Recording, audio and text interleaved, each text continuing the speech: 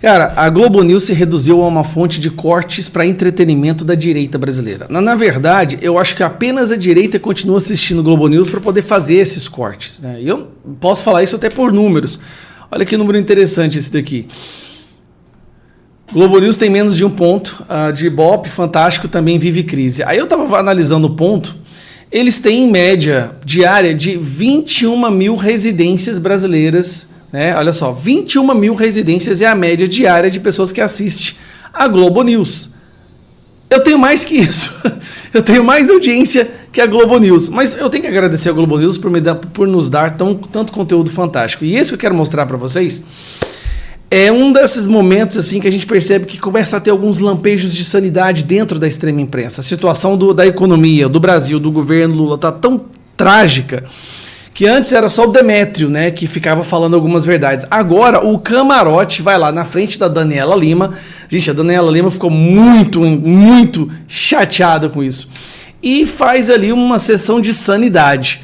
As mulheres aí ficam revoltadas com isso. Que elas, nossa, como assim um cara vir aqui falar mal do Lula e falar a verdade, que o problema da economia é o Lula? Isso aqui pra mim é um daqueles momentos que vão ficar guardados na história da Globo News até ela cair, até ela acabar de vez, porque eu acho que isso aqui não dura muito tempo mais não. Virou isso, virou entretenimento. Mas assiste aí pra você entender o que eu tô te falando. Vou abrir uma divergência aqui. Adoro. Vamos lá. Você viu?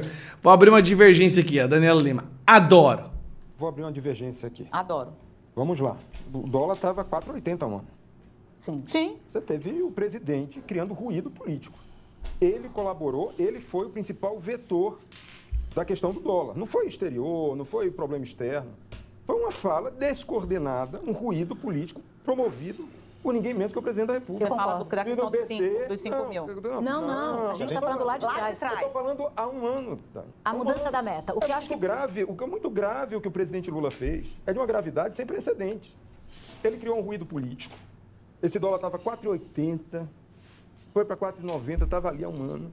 Aí ele começa a dar paulada no Banco Central, questionando a autonomia. A autonomia é um ganho do ponto de vista de institucionalização do país. E o que o Lula conseguiu? Não, conseguiu ele foi subir. Aí depois ainda faz um pacto. Repara que elas tentam o tempo inteiro interromper ele, né? Porque o cara começou a cagar na cabeça, detonar o Lula. Corte fiscal, que ele desidrata, demora um mês. Olha a gravidade da situação. A gravidade da situação. É preciso botar assim, ao invés de, pelo menos na fala, uma fala equilibrada, uma fala ponderada, uma fala sóbria sobre os rumos da economia, ele foi fazer populismo verbal. Aí depois, Dani, o que a gente vê na sequência, ele detonando o próprio ministro da Fazenda. Ele enfraquecendo. Agora elas vão sair em defesa do Haddad, com certeza. Fragilizando e desidratando o próprio ministro Fernando Haddad, que é dele. Eu não acho que tem Isso é tudo muito... Eu ia falar exatamente isso. Não estou vendo divergência. Não, mas aí a gente chega à situação atual. Que o Banco Central que ele indicou, porque já não é mais o Roberto Campos... Aqui ele falou a verdade. Os membros do Banco Central agora, a maioria é do Lula. Vamos falar a verdade aqui.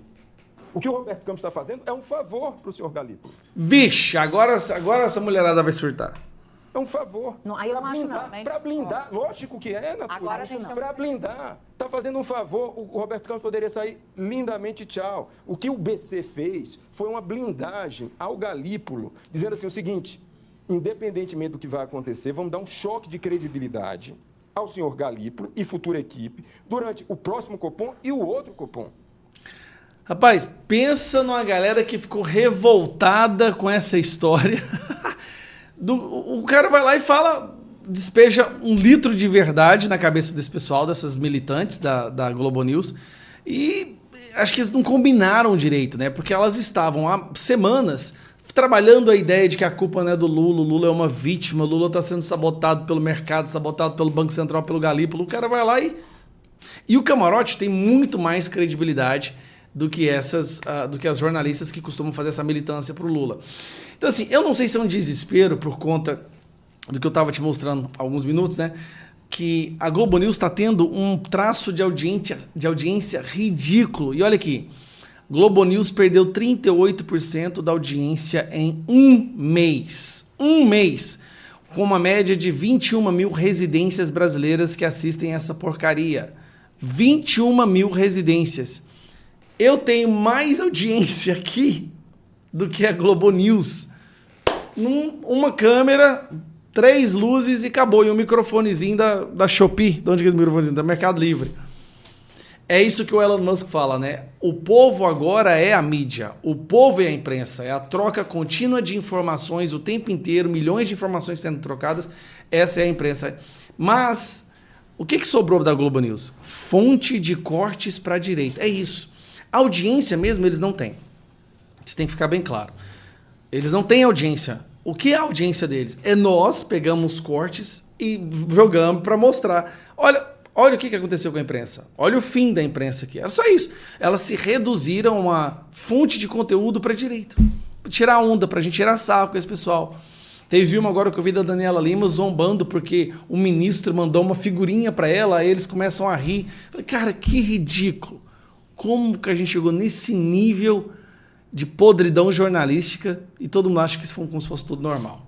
Mas é isso aí, eu vou ficar por aqui.